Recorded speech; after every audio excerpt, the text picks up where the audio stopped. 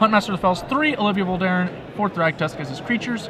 A random smattering of removal, not really random obviously, but just quality spells like Pillar of Flames, Mizium Mortars, Sever the Bloodline, that's 4/2/2 on those numbers, and then a couple Garriks, along with some Rakdos Key Runes. Ooh, the Key Rune. Adam Prosak also playing the Key Rune, only one in his deck. His creature base, Lawleth Troll, Veilborn Ghoul, Olivia Voldaren, Thragtusk. Now, if you're not familiar with the Veilborn Ghoul, he's the 4/1 from M13, where when a swamp comes into play, you get to bring him back to your hand. Yep. Now, Adam Prosak is kind of playing almost like a combo-ish deck. Combos with Lawleth Troll, combos with Faithless Looting, combos with Liliana of the Veil, Grizzly Salvage. He's pretty much built almost like a Dredgeless Dredge deck. Yes. Really centered around the graveyard, and again, he has the removal that Lauren does too. He has Severs, he has Pillars, Liliana's Golgari Charms. I think it's going to be a pretty good match. I think so too. I think Adam has a slightly better suite of removal in that his Severs, he has a 3rd one, are pretty good, and Lauren's only has 2, and his Mizium Mortars are far weaker considering his opponent has a lot of unkillable creatures. Right. We just got a note from the floor that Adam is in fact mulliganing to 5 right now against Lauren. Yep, and Lauren is keeping his 7. Yep. So when you look at this matchup, I mean, on the surface, Adam Prosak should have a huge advantage because he has a great long game.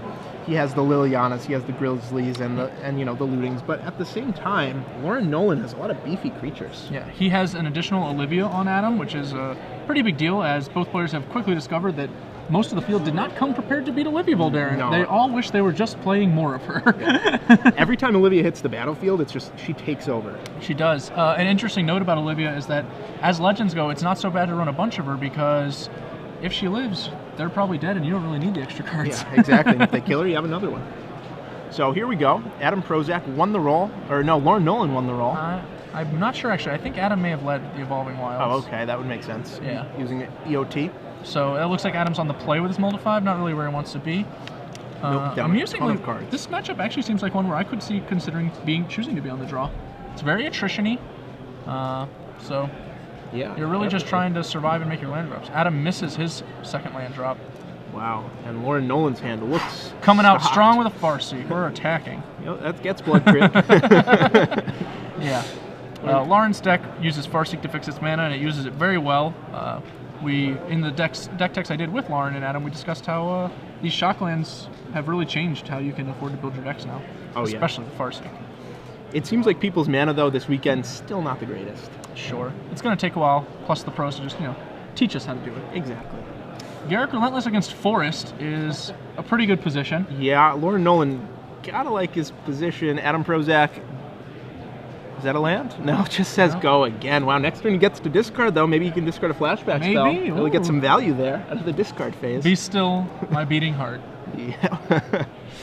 So Lauren Nolen pretty much has this one locked up. His hand is amazing. He has 2 removal spells, 2 Huntmasters, 2 Olivia Voldarens, and an active Garruk Relentless. So Adam Prosak just milking the camera time right now. Yep. Well, this is going to be find a land or die next turn, basically. Yep. As with no spell, Huntmaster of the Fells, it's going to be a lot of damage. Oh, yeah. And here we go. What is it? And it's the scoop of the 1 permanent.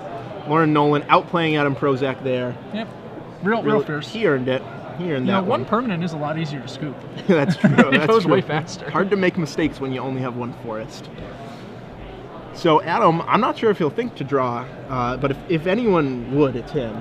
That's for sure. Adam always thinks outside the box. Always has kind of a weird deck for a tournament. I'm not sure if it's correct. Like, it seems like something I would entertain. The primary issue I see with it is that Lauren has Farseeks and Adam doesn't.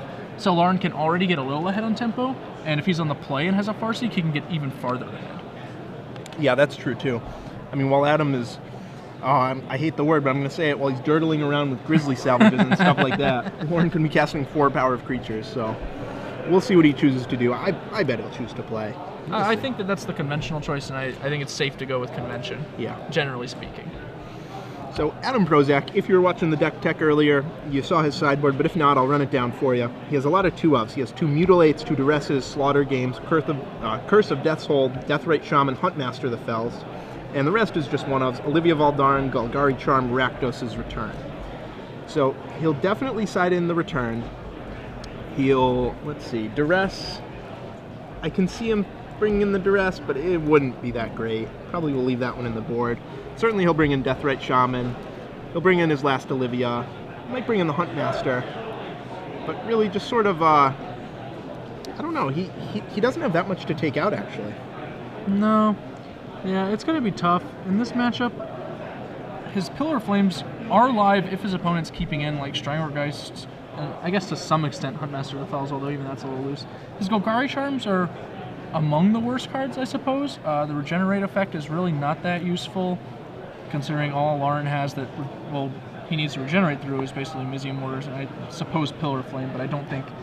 I think it's easier for Adam to just not play his creatures in such a way that they'll ever die to a Pillar of Flame. Right, I imagine he'll be taking the Golgari Charms out, yeah. Some number of Pillar of Flames, and that'll probably be it. He'll probably hedge and keep in at least a couple pillars. I could say Mutilate being kind of reasonable.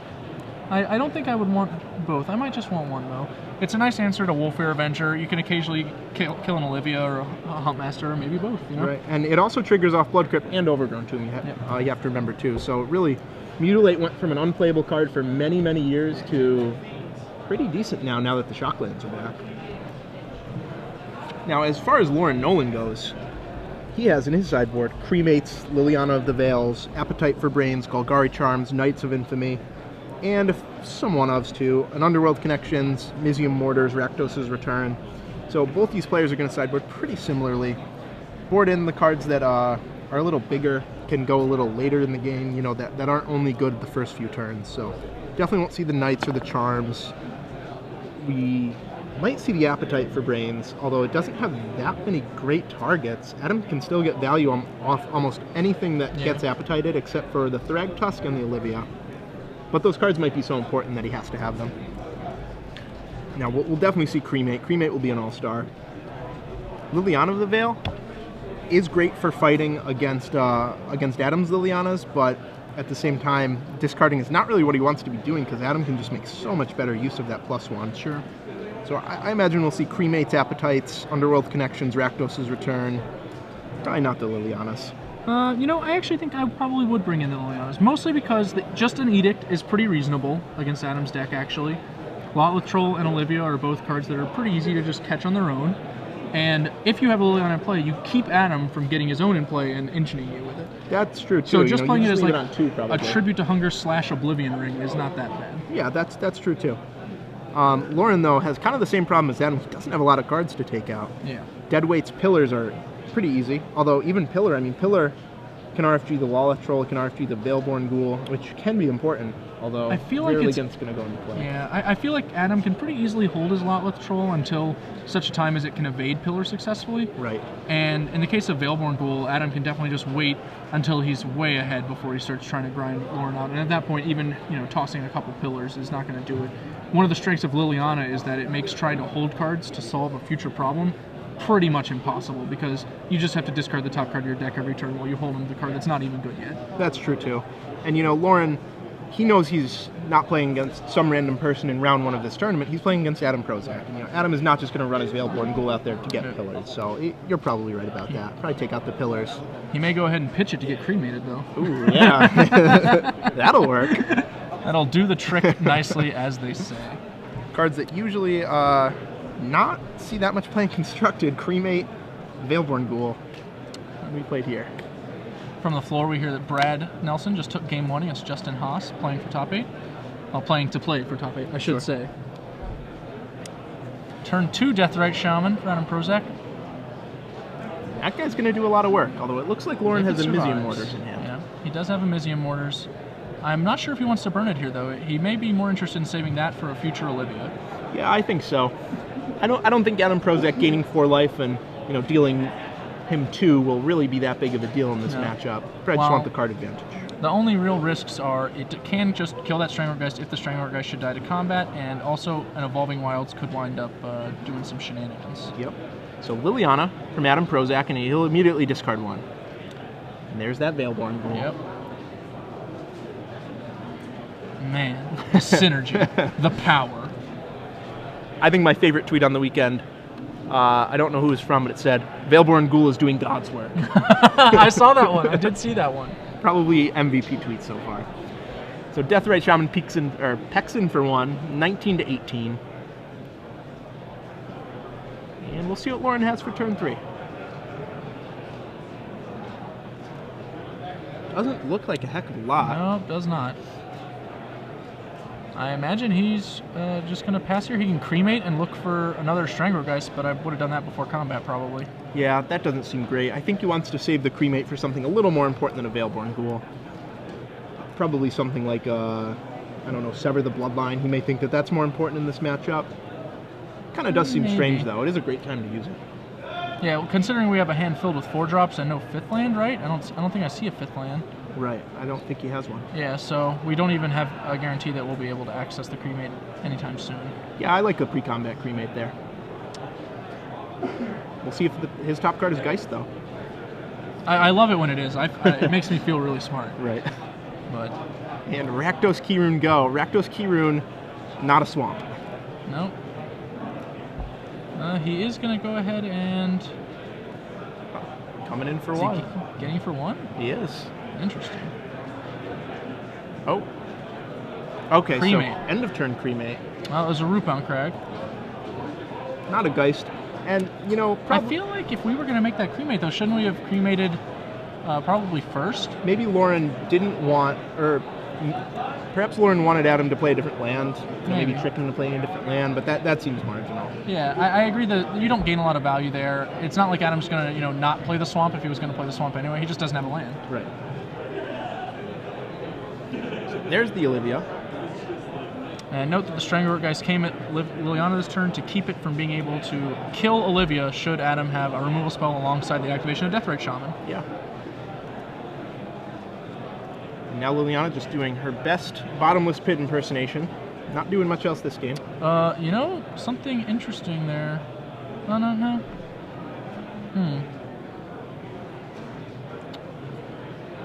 So Mortars to the graveyard. Rakdos' return. Ooh, wow. Clear your hand. So Nolen now has his board. No hand, playing off the top. He's in a pretty good position, though. This board's kind of good, though. Yeah. It's not like Veilborn Ghoul does anything against an Olivia.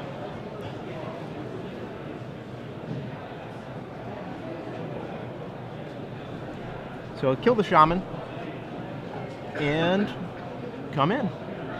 That's 7 damage. Liliana down, and Adam Prosak down to 13.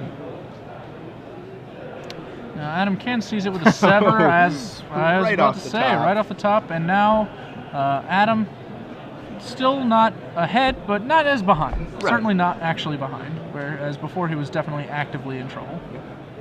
And Lauren Nolen with a Wolfear in hand. Yep, that's good news for Lauren. Adam Prosak, though, does have that Rakdos Kirun, which has first strike, so... The issue is he needs cards. Yeah. Faithless Looting doesn't help much with that. Helps you filter, but... Looks like it found...